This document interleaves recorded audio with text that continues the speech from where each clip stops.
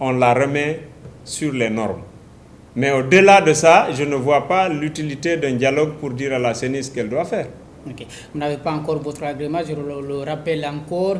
Vous n'avez pas une idée de vous retrouver un jour avec un parti politique en alliance, bien avant même les échéances prochaines? C'est possible, tout est possible, ça dépend. Tout parti qui estime que ce que nous sommes en train de faire, d'accord, va dans le sens de sa vision, on peut le faire ensemble. Parce que de toute façon, pour développer la Guinée, un parti seul ne peut pas le faire. Okay. Le parti a besoin de travailler avec d'autres et d'autres et d'autres et d'autres. Plus les gens sont nombreux, plus la tâche à faire devient plus facile et les idées deviennent fécondes et encore beaucoup plus réalistes et réalisables.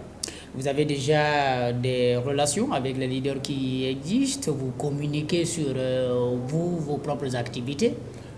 J'ai des relations avec tous les leaders, même j'ai eu des relations même avec le président de la République, mais je ne communique avec aucun leader, avec aucune obédience par rapport à ma perception. Nous communiquons par rapport à nos perceptions au niveau des médias, au niveau des rencontres, nous tenons des AG régulièrement, on consulte des groupes de pression et des personnes d'influence nationale et internationale.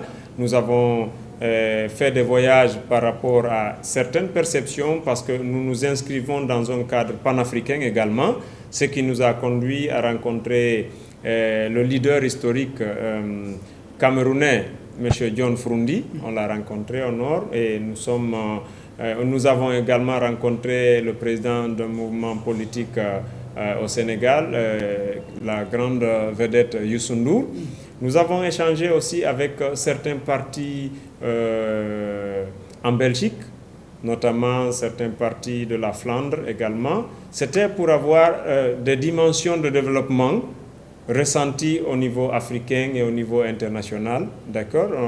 Nous avons fait une visite en France le mois dernier où on a rencontré certains députés de l'UMP avec lesquels nous avons également échangé. Donc, nous sommes à une école du développement. On n'a pas la prétention de venir donner ou enseigner le développement aux Guinéens ou aux partis politiques. Non, non, nous sommes en train de collecter un certain nombre d'informations, de démarches, de procédures, de logiques, et aussi aller à la quête des potentielles ressources humaines pouvant nous aider à animer toutes ces rencontres, ces panels, ces dialogues, ces débats que nous allons ouvrir autour de la problématique de développement. Une réaction par rapport à l'actualité, c'est bien sûr cette question de la fièvre hémorragique Ebola. Nous n'avons pas ce temps maintenant, mais un petit mot sur la dynamique engagée dans le pays pour enrayer l'épidémie. Bon, par rapport à la lutte contre Ebola, moi je dis qu'il y a un réveil depuis que le président a rencontré la presse et qu'il a demandé l'implication de tous.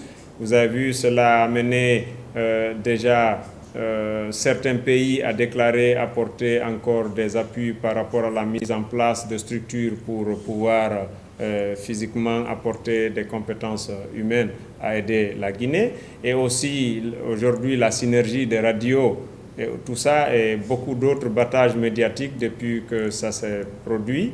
Donc, mais avant, je crois que le ministère de la Santé et le comité de riposte ont été défaillants dans leur façon de communiquer, dans leur façon de prévenir, dans leur façon de sécuriser les populations à prendre au sérieux et de façon très grave le processus d'évolution accélérée du virus. Ce qui a fait qu'il y a eu beaucoup de contaminés, ce qui a fait que le virus s'est promené en Guinée dans toutes les préfectures presque, ce qui a fait que nous avons infecté 3 États de la sous-région. 7 régions administratives sur 8 sont touchées par cette épidémie. M. Boubacar Sidiki Diallo, président de l'UMP, l'Union pour un mouvement populaire. Merci beaucoup d'être venu. Merci à vous, merci à tous les auditeurs. Je prie Dieu que ce virus puisse être éradiqué de nos pays et que les pays que nous avons aussi inconsciemment infectés, qui puissent aussi retrouver et recouvrer la santé et pour le bien de tout le monde et de toute l'Afrique.